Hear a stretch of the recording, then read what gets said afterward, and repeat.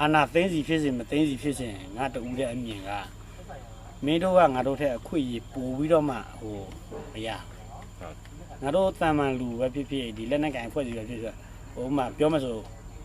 ဒီနိုင်ငံရဲ့ဟိုအပြင်လောကကိုငါတို့ကပြပြဝဝသိရှိခွင့်ရတယ်မင်းတို့ကြတော့အဲ့လိုမျိုးမဟုတ်မင်းတို့အားလုံးပြန်ကြည့်လို့ဆိုရင်မင်းတို့ဘဝတစ်ဆောက်လုံးတော့မကောက်မင်းတို့အခုအသက်50 60 40တွေဒါပေမဲ့မင်းတို့စစ်သက်တွေက20 30သမားတွေပဲများတယ်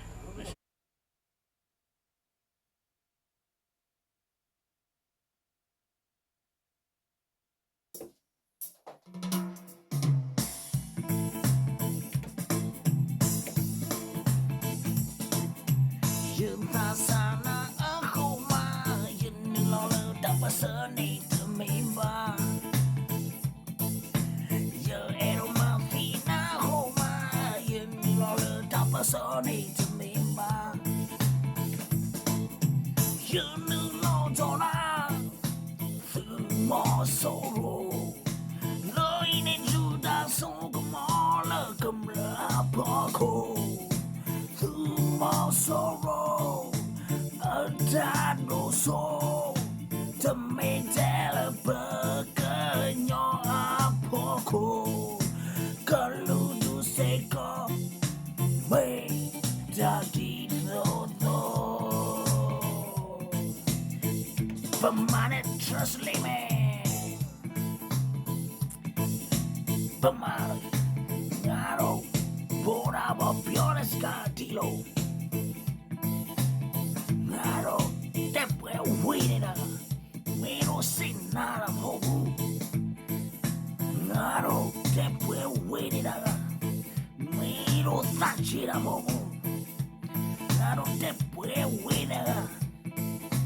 Aso yaro chachi te kube No Naro Niro aso yaro Naro Akwea yero ego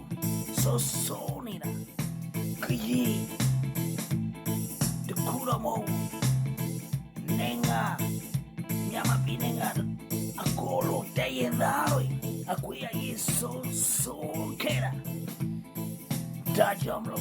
Ngaro te pue wena Lun pia lunida Ngaro akuya ye pia lunida Ngaro yame soy Miro le tutuwe yama we Dajamlo Ngaro silo niño Achiane yawe jana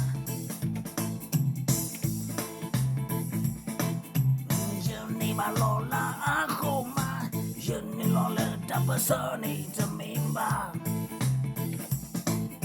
Yeah, I don't know so I hold my Jenny no love up a Sonny to me, ba. You knew long to run through more sorrow. Deep no good on him, but keep that death to go. But your boat, or can your boat, don't go the road. Kiro da re lo mulo Look into let give a properly Lucky the soul Chiara Naro gali Gozo pieci da momu Te pue wina Naro gali Naro le oma nichi da momu Naro le oma nichi da momu Naro te pue wina Piores gapoma, piores lube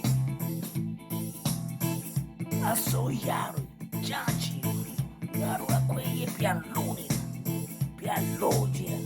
Miro ngaro kiji bidu bebe Pemaro bebe Yayida kulu bebe Ngaro silo niño bebe No kili noga kili Tela re kili Ngaro nengago No piatu dobi No Na me cho chao Pia lo loji Na jomlo Na ro te pue wena A gozir kugaro A soya chachi da kube fide no Ja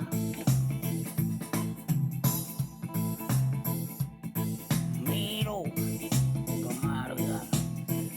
Ah Boda bo piene lo no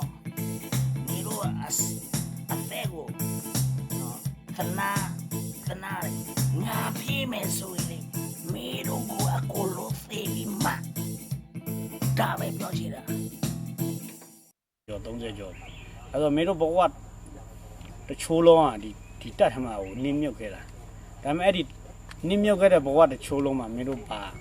ာအခွင့်လန်းဘာအခွင့်ရေးဘာတွေရှိခဲ့လို့လဲဘာမှမရှိခဲ့ဘူးပြောချင်တာအိမ်တိုင်မှာမိဘမကောင်းလို့ဆိုရင်တော့သားသမီးလည်းရမ်းပဒံဖြစ်မှာပဲတိုးတက်မှုရှိမှာပေါ့ညီညွတ်မှုရှိမှာဒီလိုပဲနိုင်ငံတကာအုပ်ချုပ်တဲ့လူတွေကအုပ်ချုပ်မှုစနစ်မာယွင်းနေတော့သူ့နောက်လိုက်နေတဲ့ဒီတက်မတော်ကြီးတရက်ကလည်းဒီတိုင်းပဲသွားမှာပဲအခုဆိုရင်မင်းတို့အားလုံးသိရတဲ့အတိုင်းပဲအရင်တော့ဆိုရင်ဒီအာနာမသိမ်းတဲ့အချိန်မှာတော့ဆိုโอเคမင်းငါလက်ခံနိုင်သေးတယ်ကွာဟိုတခုခုဆိုရင်တိုက်ပြည်နဲ့လူမျိုးတွေကိုလူမျိုးတွေအသက်ပေးလိုက်ရတာโอเคနားလည်ပေးလို့ရတယ်အဲ့ဒီကာလကအခုကျတော့တိုက်ပြည်နဲ့လူမျိုးတွေမင်းတို့စိတ်ဓာတ်မှတေပါမင်းတို့ပြောရဲလားမင်းတို့တိုက်နေတာမင်းတို့ပြည်သူလူထုတွေပဲဒီနိုင်ငံထဲမှာရှိနေတဲ့တိုင်းသားလက်နက်ကင်ညီကိုမောင်နှမတွေပဲငါတို့ကသဘုံမဟုတ်ဘူးသဘုံဖြစ်เสียအကြောင်းလည်းမရှိဘူးငါတို့မှမူနဲ့ဘောင်နဲ့နိုင်ငံရေးသွားတဲ့လမ်းစဉ်နဲ့သူ့ဘာသူအဖွဲ့အစည်းနဲ့သူ့ဘာလူမျိုးတစုနဲ့သူ့ဘာသူယဉ်ကျေးမှုပညာရေးစာပေအကုန်လုံးသူ့ဘာသူစီစဉ်ပြီးသားဒါတွေကိုတက်တယ်မှာကျတော့အတော်လေးတွေတွင်းနေမင်းတို့အုံနောက်မှာရိုက်ထည့်တယ်ဒီကောင်တွေကသဘုံတွေငပွေးတွေဒီကောင်တွေကဖြက်စီးတွေတောင်းချမ်းသူတွေအခုချိန်นี้ဒီလောက်ထိစစ်ကောင်စီတွေကသက်ဖြတ်သေချေမီးစို့နေတာငါတို့ကပြောမယ်ဆိုရင်ဒီ view ဟာတစ်ခုခင်းပြီးတော့စစ်တနေရာမှာတိုက်မယ်ဆိုရင်တော့မပြောချင်တာရွာသားတွေကိုငှဲ့ရတယ်မြို့တွေကိုငှဲ့ရတယ်အကောလုံးကိုငှဲ့ပြီးမှလုံနေရတာအခုဆိုရင်ပြောစစ်စင်ရင်ငါတို့မြို့မှာတောင်းဝင်လိုက်လှုပ်လိုက်လို့ရတယ်ဒါပေမဲ့ဆုံးမှုတွေမှာပြည်သူလူထုတွေအများကြီးဒုက္ခတွေဖြစ်နေမှာကြလို့ဒီတောထဲမှာပဲနေပြီးတော့မှတက်လာတဲ့ဒါရန်သူငါတို့ကခုခံနေတာတစ်ခုပဲရှိတယ်စစ်စင်လှုပ်လိုက်လို့ရတယ်အခုအများကြီးငါတို့စဉ်းစားရတယ်သူတို့ကြတော့မစဉ်းစားဘူးဟိုလေရင်နဲ့ပြေးချခြင်းပြေးချတယ်ရွာထဲမှာမြို့ထဲမှာပြေးချခြင်းပြေးချတယ်ကိုလူသေးသေးဘယ်သူလူပဲသေးသေးဘယ်မိသားစုပဲသေးသေးမင်းတို့တွေ့နေတာပဲလေရင်နေပြေးချတာမင်းတို့လည်းသေးတာပဲငါမျက်စိမိတ်ပြီးပြောတာမဟုတ်ငါစစ်စင်ရင်တစ်ဆောက်မှပြေးချလိုက်တယ်မင်းတို့တက်တဲ့လူတွေလည်းအချင်းချင်းပြန်ပြေးတတ်တာပဲအဲ့ဒီလေရင်ပြီးတော့ပြည်သူလူထုတွေလည်းတတ်တာပဲအဲ့မျိုးကြတော့ပြောချင်တာကတော့မင်းတို့အသက်ကသူတို့အတွက်ကဘယ်ရစိတ်တကောင်တော့တန်ဖို့မရှိအခုလည်းတောက်ဆောက်ခိုင်းနေတာကြည့်ရင်သေသွားလဲဘာမှဘယ်သူမှလက်မကြည့်ဘူးတို့သေသွားတော့မှသေစင်းတော့အထက်မခံရဘူးခုတို့မိသားစုတွေဆိုတိတောင်မသိဘူးအဲ့ဒီပေါ်မှာဂုတ်သွေးဆုပ်ပြီးတော့မှဂျားထဲမှာလာစာဖြတ်စားတဲ့တိုက်ရင်မှုတွေဗျူဟာမှုတွေစစ်ကြောင်းမှုတွေရှိနေတယ်ဒါကမင်းတို့ကိုယ်နိုင်ပိုသိမှာပေါ့ဟုတ်တယ်မလားဘယ်လိုပဲဖြစ်ဒီကဒီမှာရောက်လာတာတော့ငါမြင်တာမင်းတို့လည်းစိတ်အေးချမ်းရမယ်ဒါပေမဲ့တစ်ခုပဲပေါ့ကိုကလည်းဟိုစစ်သုံးပန်းနေနဲ့ရောက်လာဆိုတော့အားငယ်ကောင်းငယ်ငါပြောအားမငယ်နဲ့အားငယ်ကြလို့မင်းတို့ငါတပြင်းနဲ့ပဲအတူလုံးတူပဲဒီမှာမိသားစုတွေလိုပဲဒါပေမဲ့ခုနပြောလို့ဟိုအခြေအနေတစ်ခုပေါ်မှာဟိုစောက်နိုင်ငံရေးပြောင်းလဲမှုတစ်ခုကိုစောက်ပြီးတော့ပဲဒီပေါ်မှာဒီနိုင်ငံရေးသွားတဲ့ policy ဒီစီရတယ်မိမ့်သွားတဲ့ချိန်ကျရင်မင်းတို့ရဲ့မိသားစုတွေမှာကိုစီပြန်အပ်ပြီးတော့ကိုပါကိုဟိုမိသားစုတွေနဲ့ကောင်းအောင်လှုပ်ရှားကြပါတော့ဟုတ်ဒီလိုသားကြငါတို့တိုင်းနေတာပြည်သူလူထုတရက်လုံးလည်းမကဘူးမင်းတို့အတွက်ပါပါတယ်မင်းတို့မသိလို့ဒီတက်မတော်ကြီးကခုနတော့ပြောလို့ဒီတက်ဒီစစ်ကောင်စီကြီးကနော်တကယ်လို့ဟိုဒီထဲမှာလဲငါထင်တယ်လွတ်မြောက်ခြင်းနဲ့ယာခိုင်တော့ဟိုမများရင်တော့မှ90ရာခိုင်နှုန်းလောက်ရှိမှာပဲ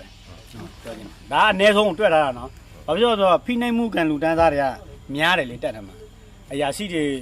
အဲ့ထဲမှာဖောင်းနေတဲ့ကောင်တွေကဘယ်လောက်ရှိမှာလဲဟုတ်တယ်မလားမင်းတို့1000လောက်ရှိမှသူတို့10ရောက်လောက်ပဲရှိမှာပေါ့ပြန်အဲ့တော့ဒီဖိနှိပ်ခံနေတဲ့ဒီအောက်လက်ငယ်သားတွေကပြောချင်တာ90ရာခိုင်နှုန်းထက်မနှိပ်စေရဘူးပေါ်မှာပဲရှိရင်ရှိမှာအဲ့ဒါကြောင့်မို့ဒီကယ်လို့လွတ်မြောက်သွားမယ်ဆိုရင်မင်းတို့လည်းလွတ်မြောက်သွားမှာပဲပြောချင်တာငါတို့ကစီကံပြေးသွားတဲ့တက်မတော်ကြီးတရက်ကိုလိုလားတာနိုင်ငံတိုင်းမှာတက်မတော်ရှိရမယ်ဆိုတော့ငါတို့ကိုယ်နိုင်လည်းလက်ခံတယ်ရှိလည်းရှိရမယ်ဒါပြပရအောင်ကာကွယ်ဖို့တက်မတော်တရက်ဆိုတာရှိရမယ်ဒါပေမဲ့ငါတို့လိုချင်တဲ့တက်မတော်ကဒီလိုတက်မတော်မဟုတ်ဘူးတကယ်ဒီမိုကရေစီစနစ်ဟိုတပြေးသွားပြီးတော့တကယ်ဟိုပြည်သူလူထုကိုငှဲ့ပြီးတော့မှတကယ်ပြည်သူလူထုအကျိုးနိုင်ငံအကျိုးတပိုးထမ်းနိုင်တဲ့တက်မတော်လိုလားတာအဲ့ဒါကြောင့်မို့စီကံပြေးသွားပြီးတော့မှလူသားတိုင်းကပြေးသွားတဲ့ဒီမိုကရေစီရရှိဖို့အတွက်ကိုလုပ်နေတဲ့ပုံမှာစီကံရှိပြီးတော့မှပြေးသွားတဲ့တက်မတော်တရက်ထူထောင်နိုင်အောင်ငါတို့ကတိုက်ပွဲဝင်ပြီးတော့မှလုပ်နေတာပေါ့ အဲကြောင့်အဲ့ထဲမှာလဲမင်းတို့ပြန်ပါရင်လည်းပြန်ပါကောင်းပါမှာပဲဟုတ်တယ်မလားဒီတက်မတော်တစ်ခုလုံးကြီးကိုပြောချင်တာဟိုအကုန်လုံးကြီးကိုဟိုပြောမယ်ဆိုအာနာရှင်လို့ပဲပြောတာမဟုတ်ဘူးအာနာရှင်ဆိုတာအ ਨੇ စုပဲပြောချင်တာအာနာရှင်ဆိုတာခုနကပြောလို့ကုတ်သွေးဆုပ်တဲ့လူ ਨੇ စုတကက်ဒီစီဝါရေးတွေတကက်ဒီနိုင်ငံပေါ်မှာကုတ်သွေးဆုပ်တဲ့လူ ਨੇ စုကိုပြောတာဒီထဲမှာမင်းတို့ကဘာမှမသိဘူးမင်းတို့ကဖိနှိပ်မှုခံနေရတာဘာဖြစ်လို့မင်းတို့အပြင်လောကကိုကြီးလိုက်လေကွာဘယ်လောက်ပဲစုပ်ပြတ်တတ်နေပါစေဘယ်လောက်ပဲဟိုဆင်းရဲဒုက္ခရှိနေပါစေဒါပေမဲ့သူပျော်ရွှင်မှုသူမိသားစုနဲ့သူ့ဘာသူကိုယ်ပဲလွတ်လပ်ခွင့်ရှိတယ်မင်းတို့ကရိုက်ပြောဆိုပေးတာယူကျွေးတာစားခိုင်းတာလို့ခံမပြောနဲ့ပြောရင်ရင်အုပ်ခံရမယ်အဲ့လောက်ပဲသူကကြောက်တရားနဲ့အုပ်ချုပ်တာအကြောက်တရားနဲ့အုပ်ချုပ်တာမင်းတို့တွေမကအခုတနိုင်ငံလုံးရှိတဲ့ပြည်သူလူတွေလည်းအကြောက်တရားနဲ့သူတို့ကအုပ်ချုပ်ခြင်းနေကြတာအဲကြောင့်ဒီလိုခေတ်ထဲမှာမင်းအကြောက်တရားနဲ့အုပ်ချုပ်လို့ရမလားဟုတ်တယ်မလားအရင်တော့သူတို့အုပ်ချုပ်လို့ရနာတောက်ဆောက်အုပ်ချုပ်ခဲ့တာပဲအကြောက်တရားကတော့ပြည်သူလူတွေမကမလို့တက်တယ်မှာတွေဖုံးလွှမ်းနေတာဒီအကြောက်တရားတွေအဲကြောင့်ဘာမျိုးမင်းတို့အခုမင်းတို့လွတ်လပ်ပြီလို့ပဲကိုယ့်ကိုယ်သဘောထားငါတို့လွတ်လပ်ပြီဒီနေ့နေ့ချိန်ကျရင်ငါတို့မိသားစုနဲ့ပျော်ပျော်ရွှင်ရွှင်ငါတို့ပြေးသွားတဲ့လူအခွင့်အရေးကိုရရှိဖို့အတွက်ငါတို့အခုမင်းတို့ကတော့တိုက်ပွဲဝင်တာတော့မဟုတ်ပါဘူးမင်းတို့ကတော့လောက်ဆက်ဒီမှာခဏနေတာအခုကတော့ငါတို့ကတော့မင်းတို့ဘယ်လိုပဲဖြစ်ဟိုတကယ်မိသားစုတွေလိုပဲပြောတယ်ဆွေးနွေးတယ်ဆိုတယ်ဒါပေမဲ့သူတို့ဘက်ကတော့မင်းတို့ဒီချိန်မှာမင်းတို့ဟိုတင်းညီမလည်းဟိုတင်းမယ်ဟုတ်တယ်မလားအဲ့တော့မင်းတို့စစ်တပ်ကြောင်မင်းတို့ပူပြီးကဲဘာပြောချင်လဲကာမိသားစုလွမ်းနေမိသားစုဘယ်နေအောင်ရှိလဲတရားလေးပြောက်တယ်မင်းကလေးပြောက်တယ်မင်းကလေးကျောင်းနေပြီလားကျောင်းတော့မနေ6နှစ်ပဲရှိကျောင်းနေပြီသူတို့ထားတော့မင်းကဒီလောက်ရှိနေကလေးချောင်းနေပဲရှိတယ်ကျွန်တော်ဦးနေကျွန်တော်အိမ်တော်ကွဲသွားပြီကျွန်တော်ကွဲအခုကကျွန်တော်ပြောက်ထိုက်လာတယ်အရင်အိမ်တော်တွေကမင်းကလေးရှိအဲ့ဒါကလေးရှိကြီးတော့ကြီးရောဟုတ်ကြီးရောဟုတ်ကဲ့အဲ့ဒီအရင်အိမ်တော်တွေကစင်ရင်လည်းမရှိတော့ဘူးတက်တယ်နောက်အိမ်တော်တွေပဲပေါ့ဟုတ်ကဲ့အခုပဲမှလည်းမိသားစုတွေကဒီအပြင်မှာမနေတက်ပြင်မှာထားဟောတက်တယ်မှာမဟုတ်ဘူးတက်မှာမထားတော်သေးတာဘောတက်ပြင်မှာဆိုနည်းလို့လာကျွန်တော်ကြားတာဟိုတက်တွင်းထဲမှာဆိုမိသားစုတွေအပြင်အောင်ပေးမထွက်အောင်ဒါဘယ်လိုပဲဖြစ်ပါမိသားစုနဲ့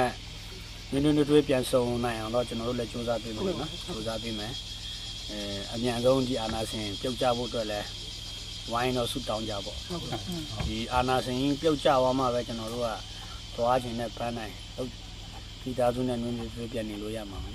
ဒီအာနာရှင်ရှိနေလို့ရတော့ခင်ဗျားတို့လိုပဲအခုတနိုင်ငံလုံးမှာပူဆွေးသောကတွေနဲ့ရင်ဆိုင်နေရမိသားစုတွေဆိုလည်းတကွဲတပြားတွေဖြစ်ပြောမယ်ဆိုရင်လည်းကိုသားသမီးတွေလည်းဟိုတကွဲတပြားတွေဖြစ်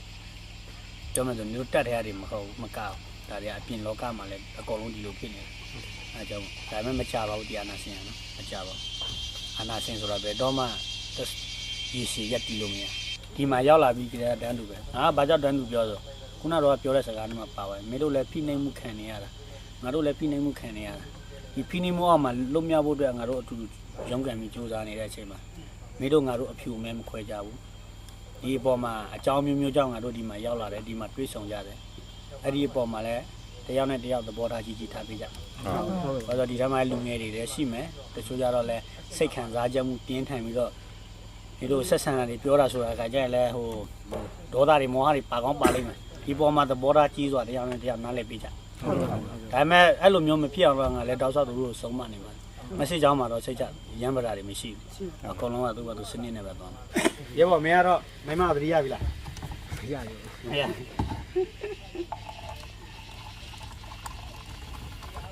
ဒီထဲမှာမင်းတို့လူပြိုတရားမပါဘူးနော်ဟောလူပြိုပါတယ်နှစ်ယောက်ပါမင်းကလူပြိုမလူပြိုမလူပြိုတရားဟာလူပြိုကြီးအနည်းရောက်ပါဒီအသက်ရွယ်ဒီမင်းမမရသေးပေါ့တတ်တယ်မှနေရတာလည်းမင်းတို့ကလည်းဒီအသက်ရွယ်ဒီတော့မှမင်းမယူခွင့်မရှိသေးဘူးမိချေပါမိချေတော့ပါဗျာဒါမဲ့တက်မှာတော့မင်းတို့အာမီဗာလဲတက်ကထုတ်တာဗာလဲအာမီတော့မတော့သေးဘူးမတော့တယ်လားယူသားလိုက်တာကွာဒီယူသားဖို့ခွာလေးတွေတော့ပါအခုဆိုအခုဒီလိုမျိုးပြောနေတဲ့ကဲမတို့ဒါသူတို့အနေနဲ့ဒါလောက်အောင်မယ်အဲ့ဒါတွေကငါတို့လူတွေမဟုတ်ဘူးစိုက်ဝါးတဲ့ဘယ်ကလူတွေကောက်ထဲလာပြီးတော့မှဟ အင်တာဗျူးခိုင်းတယ်လုပ်နေတာအမျိုးမျိုးပဲအဲ့ဒါကတခါကျရင်တနက်နဲ့မိပြီးယူနီဖောင်းနဲ့အပြည့်စုံမိတာတော့မှအဲ့ဒါကသူတို့လူမဟုတ်ဘူးတဲ့အဲ့ဒါအဲ့လောက်ထိမင်းတို့ပေါ်မှာသဘောထားကြီးတာမင်းတို့အာနာရှင်တယ်အဲ့လောက်ထိမင်းတို့ချစ်တာအဲ့ပြောချင်အဲ့ကြောင့်ခါလေကြရင်အဲ့လိုမျိုးပဲငါတို့ဒီလိုမျိုးပြည်သူအများနဲ့အမှန်တရားကိုသိဖို့အတွက်ချပြတဲ့အခါမှာသူတို့ကအဲ့ဒီလူတွေကငါတို့လူတွေမဟုတ်ဘူးအဲ့ဒါကြောင့်မဟုတ်အဲ့ဒါကြောင့်မို့အဲ့လိုမျိုးစိုက်ဝါသုံးလို့မရအောင်ဟိုတယောက်ချင်းစီမိတ်ဆက်ပြီးတော့မှကိုယ့်ရဲ့တက်ရင်ကိုယ့်ရဲ့ကိုယ်ပိုင်နံပါတ်ကိုယ့်ရဲ့နာမည်ကိုအဲ့ဒါမိတ်ဆက်ပဲဘယ်တက်ရင်လဲ ငါစကား73လောက်ခါ950ခုချင်တယ် စကား73လောက်ခါ 950ခုချင်တယ် ကိုယ်ပိုင်နံပါတ်က တောင်း2ခွန်6တက်ခွန် ရဲဘော်မိတာပဲမှမိနေ ဒီဘောကို တိဘောဘောစကားမှာဟဲ့ရဲဘော်ကြတော့ဘယ်တက်ရင် နော်ခမခါတတုံးတာကငါခမငါတူကိုငါကိုဒီလိုက ကိုယ်ပိုင်နံပါတ် ဒေတာမှုမြေတောင်၄6တုံးကငါတော့မနဲ့ တိဘောဘောမှမိတာပေါ့ ဒီပေါင်းမှုမြရခမ ဟုတ်ရဲဘော်က ဟိုကကျန်ရင်စိတ်ကြီးတက်နေပေါ့ကျန်ရင်စိတ်ကြီးတက်နေခလာ30နှစ်က ခလဲ30နှစ်က တက်ချက်ကြီးနိုင်ရေးပါ တက်ချက်ကြီးနိုင်လားအတက်ချက်ကြီး ဟုတ် ဟုတ်ပြီကိုယ်ပိုင်နံပါတ် ကိုယ်ကနံပါတ်886359 ရဲဘော်လည်းတိဘောဘောမှမိတာ ဟုတ်ဒီကောဘုံမှာမေး မရဲဘော်ကြီးက ကျွန်တော်ဒီဘက်ကစတဲ့ခမ950တကူချင်းတိုင်ရတက်ကြကြော်ထုံးပါလား တက်ချက်ကြော်ထုံးတော့ ဟုတ်ကဲ့ ကိုယ်ပိုင်နံပါတ် တောင်းဖို့နှစ်တုံညာကိုခုချက်တက်ကြကြော်ထုံး တက်တက်ကြီးတင်ဆိုးတော့ တက်ချက်ကြီးတင်ဆိုကိုယ်ပိုင်နံပါတ် တာတင်ကနင်းနေ တဝင်ဘူးတင်က တင်ကနင်းနေဟုတ်ကဲ့ဒီဘောစကားမှာပဲ ဒီလိုလားရဲဘော် ကျွန်တော်ကျန်းစိတ်ကြီးမျိုးနဲ့ ကျန်းစိတ်ကြီးမျိုးနဲ့ ဟုတ်ကျန်းစိတ်ကြီးဟိုဒီကစစ်ပြူကနှစ်ကဟိုခလာ30နှစ်ကျန်းစိတ်ကြီး ကိုယ်ပိုင်နံပါတ် ဟိုကိုယ်ပိုင်တော့ခု96305 ဟုတ်ဟုတ်ပြီ နာမည်ကခွက်တက်ကြီးတင်ဆို ဟုတ်အေးရာထူးက ရာထူးကခွက်တက်ကြီးတင်ဆို ဟောခွဲတက်ကြီးတင်ဆို ဟုတ်ကဲ့ ရဲဘော်လူမျိုးကြီး ကျွန်တော်နိုင်နေမှာခမရ950ကိုချင်းမြန်တိုင်ရပါ ဟွန်း တ9တက်လေးတကူခွန်တတ်တာ တတ်တာ ဟုတ် ကဲမင်းရောတကောင်လည်းပေါက်သွားလာတဲ့ကောင် အမှတ်44ချင်းတမဌာနချုပ်ခမအတုံးက ခမရတော့ ဟုတ်ကဲ့တောင်းမြင်တော့တင်963ကြောက်တက်ကြကြီးဖုံဟင်း တက်ချက်ကြီး ဖုံဟင်း ဖိုးဟဲနော် ဟုတ်ကဲ့ โอเค